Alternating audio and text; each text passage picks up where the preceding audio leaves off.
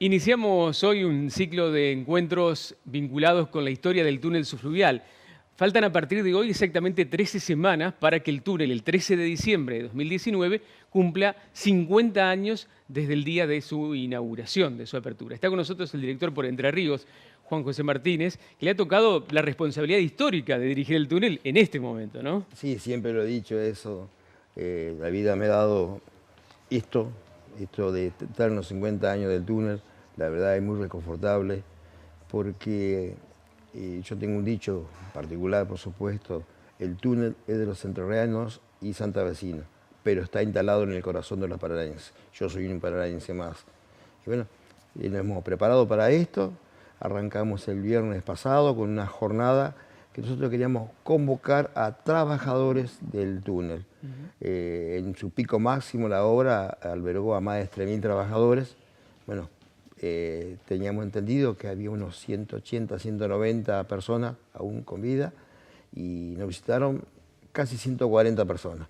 Ahí estamos viendo imágenes de lo que fue el encuentro en las instalaciones del Club Náutico y la verdad es que estuvo fundamentalmente muy emotivo porque todas las personas que estuvieron ahí tenían cosas para contar de lo que fue la construcción del túnel, pero además había gente que no se veía hace 50 años. Sí, vimos una cantidad de encuentros, un encuentro que creo que fue filmado donde dos buzos se encontraron y se acordaban de un tercer buzo que ya no estaba entre nosotros, pero que ellos en una oportunidad le habían salvado la vida. Sí. Y había sin fin de cosas. Cuando empezaron a trabajar, Luis y usted, y se veía la cara de la gente.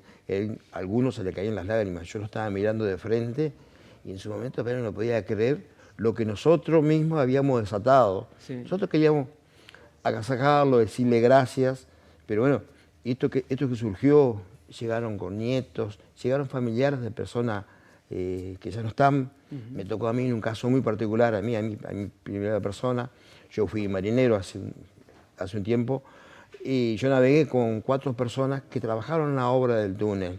Bueno, uno llegó a saludarme, ya una persona grande, y toda la lágrima, toda la emoción. Sí. La verdad, Cristian, que nosotros no medimos en su momento lo que íbamos a desatar. Todos llevaron fotos, ahí estamos viendo, porque además el túnel había hecho un dispositivo para, por ejemplo, digitalizar las imágenes que la gente llevaba. Los recibos de sueldo, un señor llevó todos los recibos de sueldo de su paso por el túnel. Ahí estuvieron los leñeros, mira, que cantaron la canción paranaense, que es el tema con el que se inauguró el túnel. Con el que se inauguró, fue una jornada que hubo el 13 en el Club Robin, y estos jóvenes de aquel entonces tocan la canción del túnel, y eso los lanzó porque de ahí fueron a un programa de aquel entonces, de Pipo Mancera, sí. Y ahí se lanzaron. Fueron son todavía actuales muy populares y se lo deben todo a esta actuación al Robin hacia el túnel. Es muy impresionante porque los trabajadores del túnel, los que construyeron esa obra de ingeniería, que fue y sigue siendo la más importante en su tipo de América Latina, lo viven con un orgullo extremo. Dicen, yo estuve ahí y probablemente le hayan contado 1000 veces a sus hijos y a sus nietos que estuvieron ahí y nunca habían tenido un reconocimiento como este. Sí, la verdad. Y yo lo reitero, nosotros abrimos esta puerta para estar con ellos. No pensamos que lo iban a tomar de semejante forma. La emoción con la que venían. Repito, no me voy a olvidar nunca de este encuentro. Vienen varios encuentros más, pero este particularmente fue muy, pero muy emotivo. Las personas vinieron a buscar, uno sintió en el camino como que esta gente nunca le dijeron gracias, nunca se le reconoció. Eran 3.000 y pico de trabajadores, de todos los calibres, de ingenieros a lo mejor hasta el único que había en la región. Nunca nadie le dijo gracias, más allá de su salario. Claro. Pero a ver, alguien tenía que haberle dicho, se ve que fuimos los primeros por la emoción que estas personas traían. 50 años después. Bueno, nunca es tarde, lo decimos habitualmente, nunca es tarde y es el momento. Y a propósito de eso, cada lunes en Nunca es tarde, y después lo van a ver replicado en otros medios también, vamos a ir contando a través de 13 capítulos la historia del túnel y otros aspectos relacionados a esta obra de ingeniería tan importante. Y con la presencia del director aquí vamos a ver, si ustedes quieren, el primer capítulo vinculado a cómo era 1969 en Paraná y en Santa Fe y por qué necesitábamos con tanto interés y con tanta fuerza tener una obra como el túnel. Miren.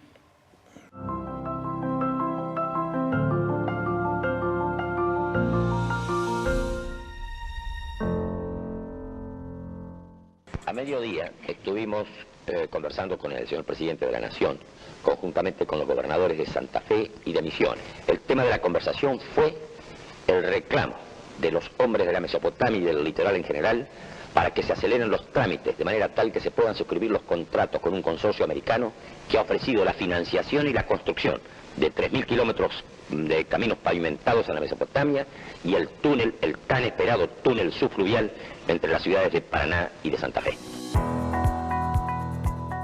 En las puertas de la década del 60, en septiembre de 1959, el gobernador de Entre Ríos, Raúl Uranga, describía de manera contundente cómo la provincia y la Mesopotamia vivían el aislamiento.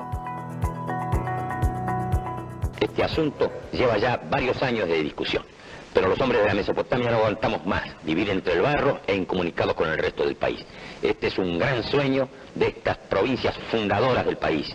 Nuestros sueños son la presa de Salto Grande para suprimir el déficit energético, luego los caminos interiores y la comunicación con el resto del país. He aquí la Mesopotamia argentina, una enorme isla prácticamente sin caminos interiores que la gran muralla de agua del río Paraná separa de la región continental. Realmente no tenía ningún tipo de vinculación el territorio entrerriano con el resto del país, con el resto de las diferentes culturas o las diferentes demografías importantes del país y del mundo. Una vida apenas superando lo pastoril, con el encanto de las pequeñas aldeas y con algunas inconveniencias que devienen, obviamente, del aislamiento en una cultura que avanzaba en lo tecnológico, si bien no con la velocidad y voracidad actual, avanzaba en forma muy importante.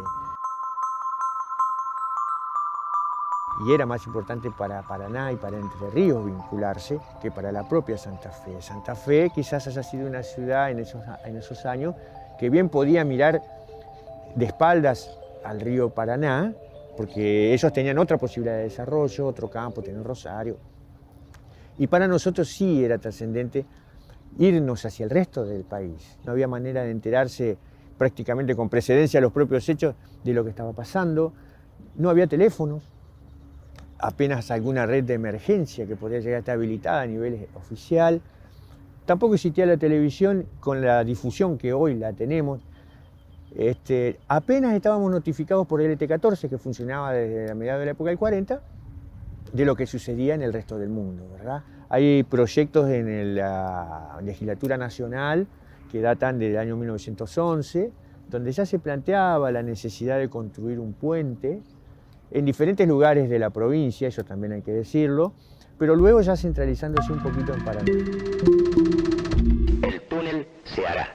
El reclamo cada día es mayor la irritación de misioneros correntinos y entrerrianos porque los funcionarios de Buenos Aires desdeñan la consideración de estos asuntos vitales para el desarrollo del país.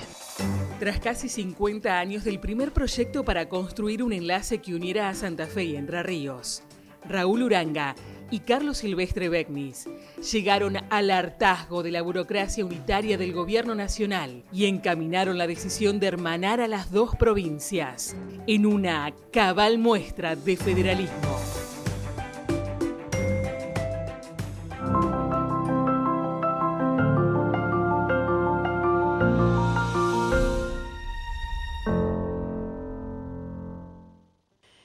Y este es el primer capítulo de esta historia que termina con la firma del convenio, ¿no? Que sienta la piedra fundamental de la construcción del túnel. A partir de ahora comienza a escribirse una nueva historia para Entre Ríos, para Santa Fe, pero particularmente para Entre Ríos, ¿no? Sí, nosotros siempre nos hacemos esta idea de aquellos entonces, aquí el doctor Saudillo lo dice, Santa Fe pudo crecer con el río Paraná a su espalda, claro. Por eso nosotros le debemos, algún día lo debemos hacer, el homenaje merecido a don Carlos Silvestre Begnis, más allá de su amistad y que militaba en el mismo partido con el doctor Uranga, porque si ellos no hubiesen dado la espalda, nosotros estaríamos todavía sin la conexión. Pero a ver, estas dos personas visionarias, además, quiero que quede sentado, que además de comunicar Entre Ríos con el resto de la patria, también terminan uniendo el Atlántico con el Pacífico y lo que hoy es el Mercosur. Sí, estas dos personas era muy visionaria, al margen de ser gobernadores de un partido donde su propio presidente le niega el paso. Es por eso que optan por ir por la tierra nuestra, por debajo del río. Qué bárbaro, ¿eh? Porque estratégicamente también es una decisión compleja y muy valiente la de los gobernadores de entonces. Tenemos por un lado, decíamos, esto de la decisión política, de la figura de los gobernadores, la cuestión institucional, el avance en términos de acuerdo entre los dos territorios. Tenemos por otro lado el trabajo de los obreros. Ahora hay un encuentro de ingenieros también, que se va a recordar a quienes fueron en ese momento los trabajadores, ingenieros alemanes que vinieron con los argentinos, ¿no? A ver, en principio fueron los alemanes que llegaron acá, de la empresa Hoftin. Acá había 3 empresas italianas que hacían el dragado del río Paraná, SAIEP, una empresa argentina que tenía lo que era la planimetría. Y, a ver, lo que cuenta la historia, a medida que se empezó a hacer la obra, fueron los alemanes que empezaron a pilotear verdaderamente la obra. Bueno, esta gente que llega acá, que capacita mucho, a ver, uno los escucha. Yo escuchaba a Cacho Arruga de Bajada Grande cuando él hablaba, él era asistente de buzo y hablaba de los buzos. Hubo un buzo que subió y bajó durante 60 horas. Qué bárbaro. Una barbaridad, hoy imposible hacerlo. Pero a ver, esa contracción al trabajo, ese compromiso, porque yo después lo escuché a ese buzo en un video, ya no está entre nosotros, y donde ellos decían que ellos venían a trabajar así por el compromiso que tenían con la obra. Qué bárbaro. Y tenemos, además de esto, una serie de actividades que irán jalonando estos 3 meses, pero además hay una cuestión que es fundamental, que es lo que representa el túnel para los paranaenses, para los entrerrianos, para quienes circulamos a diario. Y eso está resumido en un video promocional que ustedes van a ver por distintos medios de los 50 años del túnel, que ahora vamos a estrenar también, y que hablan de lo que para grandes y chicos en 20 segundos del túnel representa. Miren. 5 décadas siendo testigo de numerosos acontecimientos, vinculando familias, acercando trabajadores y fascinando a los niños con su imponente presencia. Túnel subfluvial Uranga Silvestre Béñez. 50 años, integrando regiones. Es una postal repetida continuamente esta de las personas cruzando el túnel, algunos naturalizándolo y los chicos todavía maravillándose como nos maravillamos nosotros de chiquitos. Vamos a tener tiempo para seguir hablando, Juan José, de lo que el túnel representa y además recogiendo los testimonios de quienes a través de la televisión, de la radio y de las redes sociales van a seguir contribuyendo a alimentar, a fortalecer y a enriquecer esta historia. Queremos decirle que este video que vieron recién y junto a los otros 13 van a estar en nuestra plataforma de YouTube, van a estar en Aire de Santa Fe y la radio de Luis Mino en la ciudad de Santa Fe y en su plataforma digital también para que puedan verlos y reproducirlos y compartirlos y en las redes sociales del túnel, por supuesto. Nos vemos próximamente entonces para seguir charlando. Nos vemos, tenemos, a ver, todavía 13 semanas por delante. Sí. Y acá hay muchísimas, pero muchísimas cosas que conversar. Esta reunión que viene de ingenieros, de arquitectos, de técnicos, el túnel tuvo los mejores técnicos de la zona. Los mejores técnicos también estaban ahí, solo lo que ponían la sapiencia en todo esto. En fin, muchísimas cosas que tenemos para contar, lo que vivimos, lo que nosotros vivimos a diario, lo que nos pasa cuando estamos y que la gente nos llama, porque realmente al túnel lo siente. Yo, esto de que el túnel está en el corazón del paranaense, hoy estoy más convencido que nunca. Qué bueno. Muchas gracias por la visita.